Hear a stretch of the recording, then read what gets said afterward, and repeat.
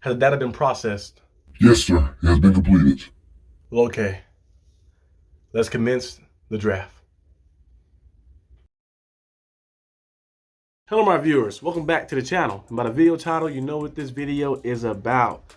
Steelers mock draft 4.0. Now, I was gonna have this video for Thursday. Usually, I'll have things pre-recorded on Sunday on an off day. On Sunday, I'll record all the pre-videos, like talking about the some players, analysis, and different breakdowns. And then the mock draft, I do it the day of. So on Thursday, I was gonna do the day of like that and make the mock draft. Today is Monday. I was just chilling.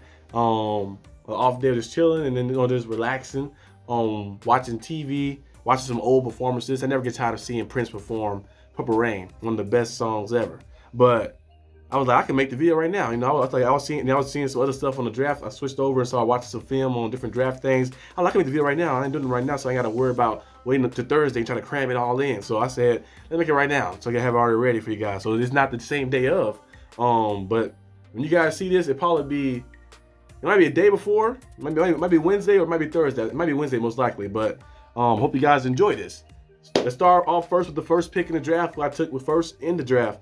I took Nate Wiggins, cornerback from Clemson. Now, while I was doing the draft, I think Jackson Power-Johnson was already taken off the board, and also Cooper DeJean was taken off the board. As you guys know, those are some guys who I think if you want to use that first pick on, you use it on one of those guys. But I didn't see any other guys, one of those guys on the board, so I went with Nate Wiggins, one of the best cornerbacks still available on the board. He was there. It was him and Kool-Aid, but I think he's better than Kool-Aid. Nate Wiggins is a very good player, amazing player. He's like long, got arm length, can play the ball in the air, very physical as well. And a lot of the cornerbacks coming out the draft the past few years have been that's similar to Richard Sherman type style. Richard Sherman kind of started this a little bit when he was the tall cornerback with speed, with the arm length, the physicality, and now we've seen a lot of guys like that. We've seen Sauce Gardner be like that. We've seen last year draft class, not Jackson Power-Johnson, Joey Porter Jr. Be like that. Devin Witherspoon, Christian Gonzalez, all these guys right there that was playing good football. Deonte Banks, another guy too, who's a sleeper as well. And we're seeing this year in the draft, you got Kool-Aid, you got Terrion Arnold, you got Cooper DeJean, you got Nate Wiggins, you got a lot of guys, Keon Mitchell, you got all type of guys. So who can go out there and guard and man-to-man press coverage, who can be physical with you, who can play the ball in the air, has great arm length as well, and can match receivers step to step and have the speed and also to match them and the agility to change direction, to follow them. And these guys are very physical too. A lot of these guys are tacklers. Nate Wiggins not scared to put his head down and make a tackle, make a play. So it's good to have the guys like this on your team. They might not be like ball hawk type guys where like they get a lot of interceptions because they don't take a lot of chances like that because it's unnecessary. They wait and they're patient, so they might have like 4 or 5 interceptions in a season, but you'd rather have that than rather have them having 10, but also giving them big plays as well. I prefer a guy like Joey Porter Jr., who we got. He had 1 interception this year. Could have had 2. One of them he dropped, but he had 1 interception this year. But he locked that side down. And then getting a guy like Nate Wiggins on the other side would be amazing too. The Steelers need to fix that pass defense. Of course, our defense didn't give up a lot of points. I think we only gave up like 19 points a game, if I'm not mistaken. And I think we hit the second fewest points given up in the fourth quarter throughout the season. So we did a good job in that. But it was like the bend but don't break. Because overall, the passing yards that we gave up was crazy. We have a lot of passing yards. We got out game in like the first 9 games of our season, I think, if I'm not mistaken. I think he said one game we had against the well, actually it might have been I think like maybe 14, 15 straight weeks. Actually, think that one game against the Bengals with the Christmas Eve game with Mason Rudolph went crazy. This is the only time we outgained our opponent, if I'm not mistaken. I could be mistaken, but we got outgained by our opponent multiple times. So getting a guy like Nate Wiggins on the other side of Joey Porter Jr. to shore up the defense up, to have a key piece like that, a guy who can be a star corner in this league, and another guy who's emerging as a star corner too as well, would be nice. With Minkah Fitzpatrick over the top, TJ Watt and Alex Highsmith and Minkah will make your job easy because they'll get the pressure there where quarterbacks don't have enough time to drop back to be waiting and stuff where they can get rerouted and make a play on you. So because TJ Watt and those guys are coming in, and also Minkah Fitzpatrick being over the top Also gives you leverage and make you comfortable as well. Like just in case anything does go wrong, you have that backup over the top. A guy who is very good, a 4-time Pro Bowler, 3-time first-team All-Pro, who's very good at tracking, who's very patient as well, and very aware to make plays. So imagine that defense we're going to have right there. You get a guy like Nate Wiggins added to that team, that lineup with the first pick. They're going to be spectacular. So I took Nate Wiggins with the first pick. The second pick, I took Kinchens from Miami, the safety. I was gonna take who was it? Cedric Van Pran. He was there on the board, but I was thinking like, okay, this is the first time seeing Cameron available because usually he's always gone. Like he always gone early second round, but this time he was available. Simulator always do different things for you every time you play it. So Cameron was available this time. I was like, should I take him or should I go with Cedric Van Pran and get the offensive center? Because really, in reality, the Steelers, of course, offensive center. I mean, I can't say offensive center. There's only one center. Center is a need for us, but it's not really like a dire need. With like, oh, we don't get this need fixed right now in the draft. We're not gonna be a team because like we seen last year, of course, our center Mason Colson played the best, but the reason we lost those games wasn't because of the center. It's because of the bad quarterback play that kept happening throughout the season. The inconsistency at the quarterback position, not being able to push the ball down the field. That's why we lost most of those games that we lost. We still made the playoffs, but we still lost 7 games. We shouldn't probably beat the Colts. We had a good league against the Colts. We blew it like that. Mr. Trubisky playing awful. Against the Cardinals, we lost that game. We lost to the Patriots as well. We lost one to the Browns where Kenny Pickett only had like 85 passing yards. So it was bad QB play that kind of made us lose some of those games that we should have won. I don't think it was more of the center. And I think you can find some centers later in rounds in this draft. Like I mentioned Cedric Van Pran, Nugent, Lemur as well. A lot of different guys you can find later in the draft as well who can still be some solid guys and capable starters day one. I took Cameron Kinchens, safety from Miami. We need another safety in that backfield. Like I mentioned, the secondary problems that we had last year, giving up all those yardage. Luckily, our defense played the bend but don't break style, so we're able to stop things. But this guy right here, Cameron, is very good. He reminds me of a Cam Chancellor. You watch his game and watch his film as well, and you see the way he played. He's a playmaker. He make plays on the field. He's very good at pursuing. When you put that back foot in the ground and he bursts off, and he can get downhill. He can pursue in and make some big tackles in the run game. He can blitz them in when you put him in the box. Make some big time plays in the backfield against the quarterback as well. He's solid in coverage as well too, especially good in zone coverage as he can sit there. He's very patient and very aware, have good hands and good ball tracking skills as well. He's a guy who can probably emerge and be a good player in this league, especially in the right scheme. And when you're playing next to Minkah Fitzpatrick, it makes your job easier. Like I mentioned before with Nate Wiggins playing aside Minkah Fitzpatrick, you got Joey Porter Jr. on the other side, TJ Watt and Alex Highsmith in front of you and make your job easier. So we can use him probably around different places, put him in the box, let him blitz in, have him guard tight ends, have him guard running backs, have him guard receivers occasionally, have him sit back in zone coverage and wait and pick his poison and just be roaming around like that and just making plays. And he's a thumper too as well. A lot of the safeties, sometimes they don't like lately. Most of the safeties nowadays, not the old days. The old days were running lot. And, with all those guys, they was putting the boom on people like Palomalu, running lot, Ed Reed, and all type of guys. But nowadays, the safety's not as hard hitting as they used to be. There's still some guys like Jamal Adams who will go downhill and hit you. But this guy right here, Cameron Kinchens, he'll come downhill and he'll put a shoulder in you. He'll put a big hit on you as well. And he does it at a high rate, a high level. And you never see him getting kind of like timing and just jumping on things and going crazy and stuff like that. He can be a little aggressive. Sometimes a lot of these guys, a lot of DBs in the draft really are kind of like aggressive. They kind of like the knack of like them being over aggressive. Might cause some penalties here and there, but I'd rather have a penalty than let a guy be running free down the field because you're soft and you're scared to put some hands on him. So I like that. Cameron Kinchens is physical. He reminds me of Cam Chancellor, like I mentioned before. And I think if we add him to the team, he'll bring that different type of dynamic to our team, and he fits the embodiment of a Steeler. So I think he'll be a great pick at 2. Moving on next. The third round, I took Tanner Bortolini, offensive center from Wisconsin. I don't know if that was something else right there. I thought it was West Virginia. At first, I was like, no, West Virginia is Zach Frazier. This is Wisconsin.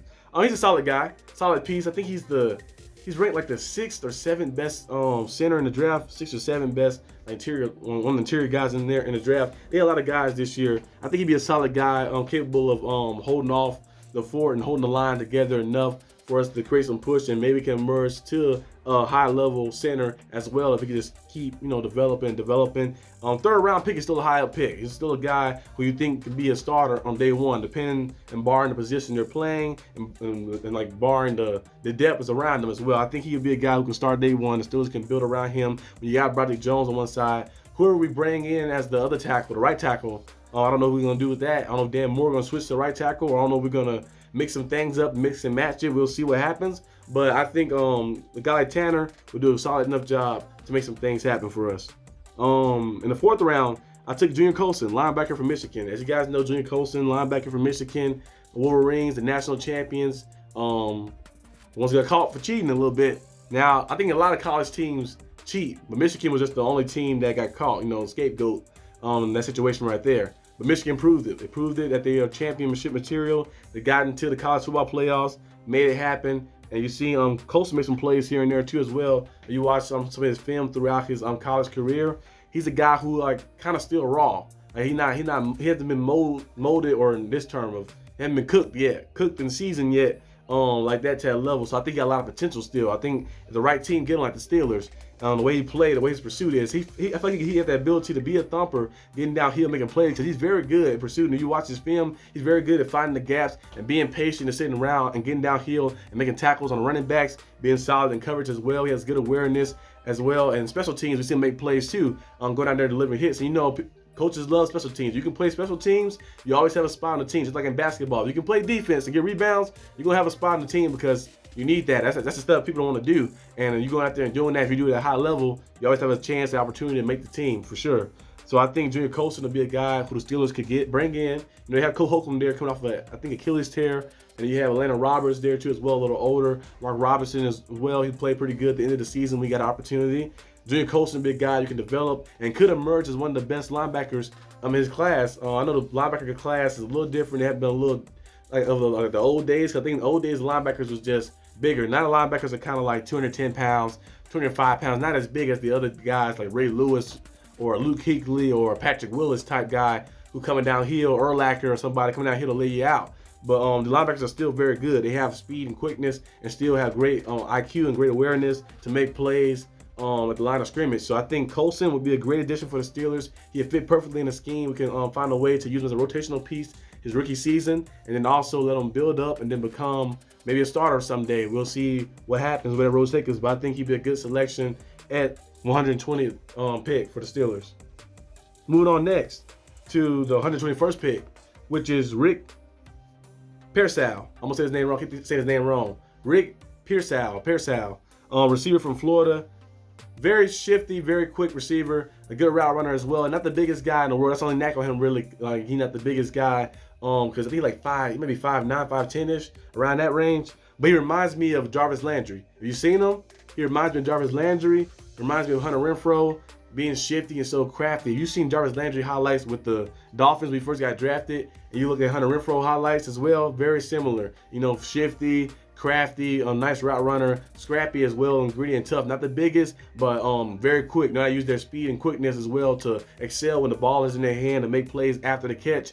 I think he could be a guy the Steelers could look at and be like, okay, he can be a deep threat type guy, or he could be a guy to work the middle, the slot. We need a guy who can work the middle. He'd be a guy who can get those yards in the middle and making plays consistently. I think he'd be a better pass catcher than Calvin Austin. I think he's a better route runner than Calvin Austin as well, so we probably could use him at a different level. I know Deontay Johnson, I think his next year will be his last season under contract. I don't know if the Steelers are going to extend him. I think he's 29 or 30, about to turn 30, I think. So we'll see what the Steelers do with that. They can always find a replacement. They found Deontay Johnson in the 4th round. They can find another guy like Rick Pearsall, receiver from Florida. They can find him in the 4th round as well. Or maybe Johnny Wilson, a 6'7" receiver from Florida State, who's very good too as well. So they can find somebody. It's a lot of guys, a lot of receivers in this draft class right here. Some guys you can find. The Steelers are receiver, what do they call it? Receiver University. It's a WRU University. Yeah, well, Receiver University. I think the U already stand for university.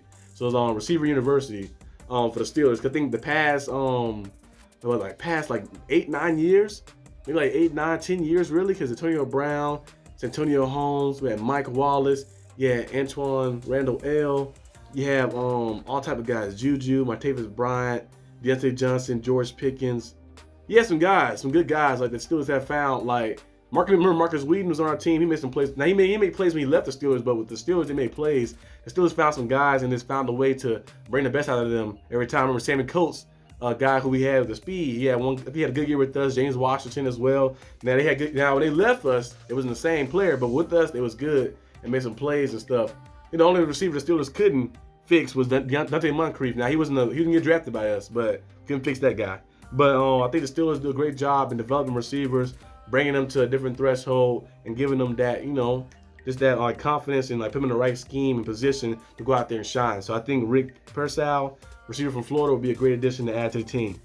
Moving on next to the 6th round pick, the 197th pick of the draft. I'll take Joe Milton, quarterback from Tennessee. I mentioned him multiple times before on the channel. Almost like a broken record, but big quarterback, strong arm, project type. He some team might see that little footage he put up at the combine and might say, I'm gonna get him in the 3rd round, or 2nd round, or something, or maybe 1st round, which will be cool if you have a plan for him because he's a project type quarterback. I think he's more 4th, 5th, 6th rounder type guy. If you watch his film throughout the entire college and his Senior Bowl stuff, you see the inconsistency of his accuracy. Not being consistent, his throwing motion being off of occasions. He has a strong arm. He has the speed. He has the agility. He has the arm strength, the power to drive the ball, but he gotta build up that consistency, the timing, and working on those throws and making those throws consistent time again. He ran and played a lot in college. If you look at some of his spurts that he played, I think last year he played a full season last year, but you see the spurts that he played and stuff. So you would like to see him just develop and learn more and more behind somebody for a year or two before you get put out there. But I think Joe Milton would be a nice addition, a nice project to tackle if you're willing to stay with them. And that will be something you can start day one. And you have to work with them and stay with them. And maybe in 2026, you come back to it and be like, okay, Joe, it's your time to go out there and shine. And he might go out there and shine for you. 6'5", 240 pounds, strong arm, can throw it 60, 70 plus yards. I think he, the right scheme, the right system, and the right personnel around him, the right coach building them up and scoping them up, I think he'd be able to go out there and be a good quarterback. Now with the last pick, I took Jackson Mitchell, linebacker from UConn. I don't really know too much about Jackson Mitchell. I just took another linebacker because we can never have enough depth of linebackers. And the way linebackers are nowadays, you can kind of maybe make them hybrids. They can play, some can play safety and they can play linebacker too as well. So I think a linebacker from UConn, Jackson Mitchell. I don't know too much about him, but I took him for depth purposes because the Steelers struggled at that linebacker spot last year. We've seen guys start dropping like flies throughout the middle of the season. And in the long run, it came back to hunt us and hurt us, especially in the playoff game against the Bills. Miles Jack, of course, he came off the bench. He came off the couch, really. And, they had him on the bench for a little bit, and then he went out there and played and made some plays here and there. But we can't roll like that again. We need some guys who are going to be in the system throughout the entire season, so we'll be ready just in case injuries do happen. Hopefully no injuries happen. Knock some wood. Hopefully no injuries happen, but if it do happen, we have plans in place. So I took Nate Wiggins first, Cameron Kinchens second. I took Tanner Bortolini third. I took Junior Colson fourth. And on the next 4th pick, I took Rick Pearsall. And then I took Joe Milton with the 6th pick. And I took Jackson Mitchell with the 7th pick. So this is the mock draft 4.0. I hope you guys enjoyed this video. If you did, leave a like and subscribe for more content. Feel free to comment down below whether you hate the list or you like the list or you love the list or what would you change around and stuff. Do you like the picks that I took right here? Just let me know down below in the comment section. I'll see you guys probably next time on the channel, which will probably be, because the video will probably be uploaded on Wednesday. So I'll probably see you guys probably next day, probably on Thursday. I might have a back-to-back upload. So I'll see you guys then. But thank you guys for tuning in and peace out.